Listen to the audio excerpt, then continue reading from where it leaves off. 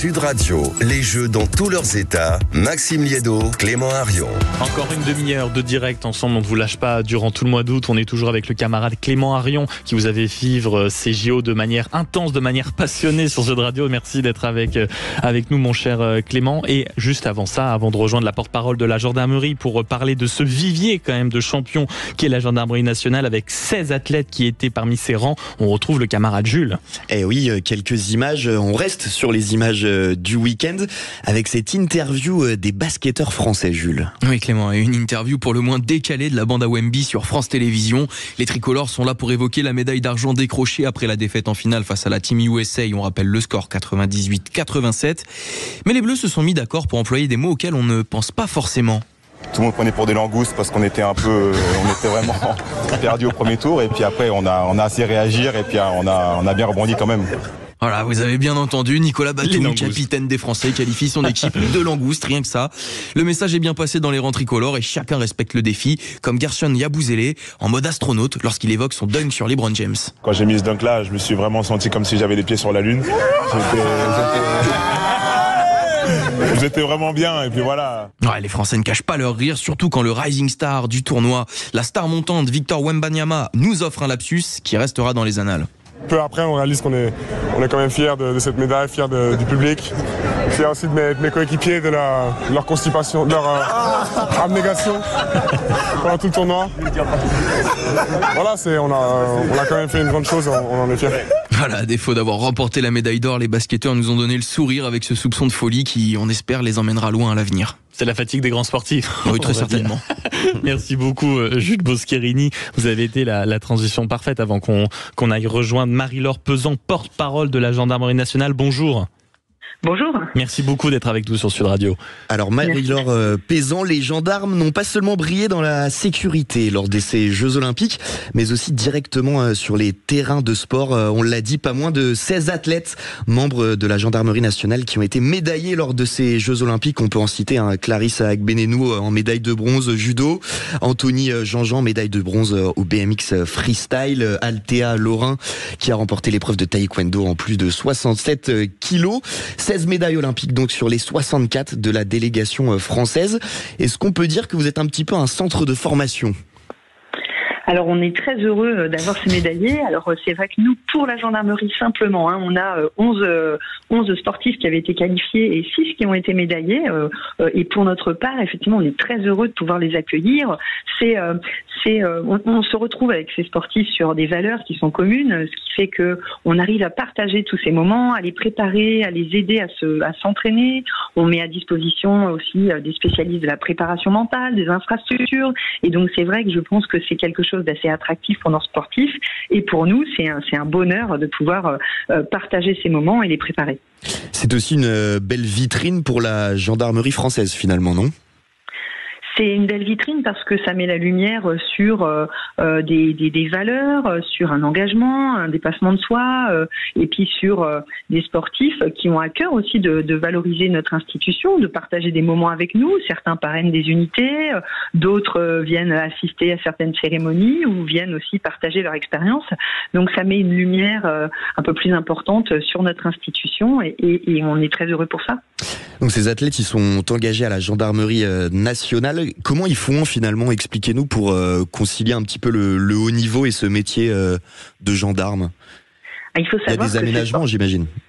Alors, il faut savoir qu'en fait, les armées, de manière générale, depuis un certain temps, soutiennent les sportifs de haut niveau. Certains sportifs ne peuvent pas vivre de leur sport, et donc pour ça, on va les recruter. Soutiennent financièrement, vous voulez dire, c'est ça ?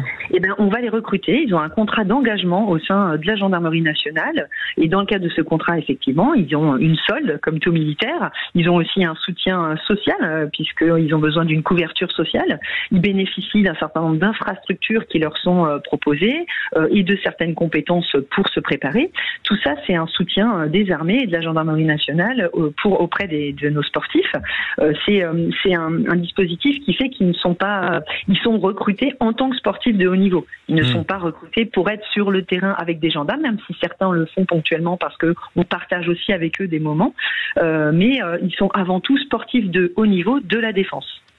Et si on prend l'exemple, par exemple, de la judokate Clarisse Agbenenou, quel est son quotidien? Qu'est-ce qu'elle fait au jour le jour, finalement, pour la gendarmerie? Alors elle va déjà, elle fait partie de nos rangs, donc elle est gendarme comme nous tous. Voilà, on est très heureux de la voir. On partage des moments avec elle. Vous savez qu'il n'y a pas très longtemps, par exemple, on est allé partager, et j'y étais, un moment d'entraînement avec elle où elle nous a partagé son quotidien, ses valeurs. Et puis à d'autres moments, c'est elle qui vient au sein de la gendarmerie, qui participe à des événements qu'on fait autour des sportifs, mais aussi autour des unités de la gendarmerie. Elle peut participer à certaines cérémonies. Donc tous ces athlètes donnent de leur temps aussi pour mieux connaître la gendarmerie et pour justement porter ces valeurs et ces valeurs que l'on partage, qui nous rassemblent autour du sport, autour du, comme je vous disais, du dépassement de soi, de l'engagement. L'engagement, je pense que c'est le mot-clé qui nous rassemble. On a eu un débat tout à l'heure, Marie-Laure Pesant, porte-parole de la Gendarmerie nationale, sur l'héritage qu'on pouvait espérer garder des Jeux Olympiques. Il y a eu beaucoup cette notion de patriotisme, de fierté nationale. Est-ce que vous, en tant que porte-parole de la Gendarmerie, vous voyez cette nécessité de renouer? Vous parlez beaucoup de valeurs, des valeurs qu'incarnent les sportifs issus de vos rangs. C'est sur ça que vous misez pour les prochaines semaines, prochains mois, prochaines années? Ce qui a été important pendant ces Jeux, c'est que finalement la population dans son ensemble, et même le public étranger, a pu voir l'humain qui se cache derrière le gendarme. C'est ça qui est important, c'est qu'en fait on a peut-être redécouvert l'humanité qu'il y a derrière des gendarmes. Souvent, c'est vrai qu'on voit les gendarmes dans les moments un peu plus de crise, mais en fait au quotidien, et ça je peux vous en témoigner, sur le terrain, dans nos territoires, on a ce lien déjà très fort, puisque pour nous, cette proximité avec la population, ça fait vraiment partie de nos valeurs, de notre ADN et de ce qu'on recherche dans notre action quotidienne. Et donc là, le fait qu'il y ait un rassemblement massif de forces de sécurité et de gendarmes sur le secteur plutôt parisien a permis de mettre une lumière un peu sur cette proximité qu'on développe au quotidien. C'est pas quelque chose qui est apparu, mais c'est quelque chose qu'on a mieux compris et qu'on a mieux perçu d'une certaine manière. Exactement. Et ces athlètes médaillés, donc qui font partie de la gendarmerie nationale, est-ce qu'il y a une célébration de prévue ou pas pour eux? Alors on a des moments dans l'année et bien sûr on va mettre en place un certain nombre d'événements pour justement fêter tout cela avec eux. On l'a déjà fait sur le Club France, ils sont venus certains nous rencontrer à la rencontre des gendarmes, à la rencontre du public pour célébrer leurs médailles et on en était très heureux, on a été contents de pouvoir partager ça. On a effectivement des événements qui vont avoir lieu tous les ans, on a aussi une journée qui leur est dédiée et donc on va pouvoir continuer à les porter et à les soutenir pour leurs prochaines épreuves. Il y a des prochains objectifs pour eux. On parle de Los Angeles 2028 par exemple. Est-ce que vous avez pu en parler avec eux? Est-ce qu'ils vont continuer pour la plupart? Pour la plupart, oui, on en a. Alors, vous savez, dans nos rangs, on a certains qui arrêtent, d'autres qui sont intégrés. Là, ça fait partie de la vie des sportifs de haut niveau de la défense. Mais on a bien sûr d'autres échéances, chacun dans leur sport, qui vont arriver. Los Angeles est un prochain objectif à plus long terme, mais on sera là pour eux, on sera toujours là. Et certains, ceux qui arrêtent d'ailleurs, vont aussi parfois intégrer nos rangs. C'est moins connu, mais c'est vrai que le fait d'avoir découvert la gendarmerie, ça leur permet aussi, pour certains, de continuer à s'engager en intégrant la gendarmerie. Et on en a quelques-uns comme ça qui sont venus au sein de la gendarmerie dans différentes spécialités. La prochaine échéance, mine de rien, pour ces Jeux Olympiques, c'est les Jeux Olympiques Paralympiques. Est-ce que là aussi, vous avez un certain nombre d'athlètes paralympiques qui vont participer, qui sont issus des rangs de la gendarmerie nationale ou avec qui vous espérez aussi remporter des médailles? Oui, on a 4 athlètes qui vont participer aux Jeux Olympiques Paralympiques, dont Gaël Edon, par exemple, pour le tir sportif. Donc on les soutient, on est très fiers de leur parcours et on sera avec eux pour ces moments. Et on l'a dit, est-ce que vous sentez, mine de rien, est-ce qu'on vient ou est-ce que vous sentez autour de vous, mine de rien, une petite effervescence quant au fait que la gendarmerie nationale arrive justement à redorer un peu sa médaille olympique, justement en accompagnant des joueurs? On vous en parle réellement autour de vous? Alors on a des retours très positifs. Les sportifs de haut niveau de la défense et de la gendarmerie n'étaient pas forcément tous très connus, donc c'est vrai que ça met la lumière sur eux et effectivement ça crée une sorte d'effervescence autour des réussites et des belles médailles qui ont été prises. Comme on disait, 7 médailles, on a 3 médailles d'or, 3 médailles de bronze, 1 médaille d'argent. On est très heureux de ce résultat et si on peut les partager avec le grand public, on est d'autant plus fiers. Et parmi ces 4 athlètes, on a des chances de médaille ?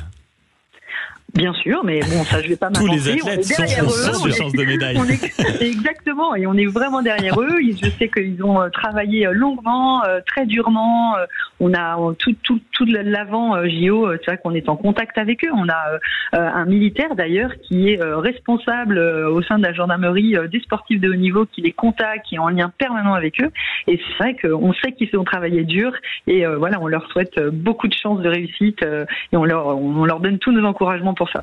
Merci beaucoup Marie-Laure Pesan, porte-parole de la gendarmerie nationale, d'avoir pris la parole sur Sud Radio. Et qui sait, peut-être que dans les prochaines semaines, des sportifs ou des gens qui ont entendu l'antenne auront envie de rejoindre les rangs de la gendarmerie nationale. Je crois aussi que vous en avez besoin. Merci beaucoup d'avoir été avec nous. On vous retrouve encore, Jules Boscherini. Vous êtes le permanent de cette émission. Vous êtes un peu notre fil rouge. Ça y est, c'est terminé. Les Jeux de Paris sont clos. Et ouvre, on vient d'en parler, désormais, les Jeux paralympiques. C'est du 28 août au 8 septembre prochain et c'est l'occasion de revenir sur certaines des performances qui ont déjà marqué les anciens Jeux paralympiques. Et oui, on va parler d'athlétisme aujourd'hui. Il faut remonter au 9 septembre 2008 pour se remémorer cette performance.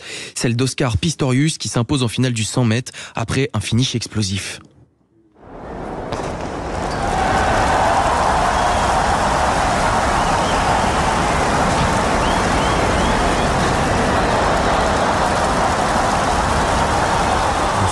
L'émotion est forte pour le Sud-Africain qui remporte le seul titre olympique de sa carrière sur cette distance. C'était en 11 secondes 17. Le sprinter est aussi champion olympique en titre sur 200 mètres et ne compte pas s'arrêter là. Pékin est une réussite magistrale pour lui puisqu'il remporte également l'or sur le 400 mètres et conserve son titre sur 200 mètres. D'ailleurs, pour l'anecdote, il est sur le point de se qualifier pour les Jeux Olympiques de Pékin. Pour les valides, les Jeux Olympiques, mais échoue finalement à 70 centièmes de seconde des minima. Il faut donc attendre 2012 et les Jeux de Londres pour le voir concourir avec les athlètes valides, devenant au passage le premier à réaliser cette performance. La suite, malheureusement, on la connaît. Oscar Pistorius est condamné à 16 ans de prison en 2016 pour le meurtre de sa compagne Riva Steenkamp le 14 février 2013. Il est libre depuis le 5 janvier 2024 après avoir purgé la moitié de sa peine. Merci beaucoup Jules Boscherini. On vous retrouve évidemment demain entre midi et 13h puis également dans la matinale. Merci d'avoir été avec nous. Dans quelques instants, les JO vus d'ailleurs avec les objectifs de médaille de la délégation française aux Jeux paralympiques et on est toujours évidemment avec le camarade Clément Arion. À tout de suite sur Sud Radio. Sud Radio. Sud Radio. Parlons vrai. Parlons vrai. Sud Radio. Parlons vrai.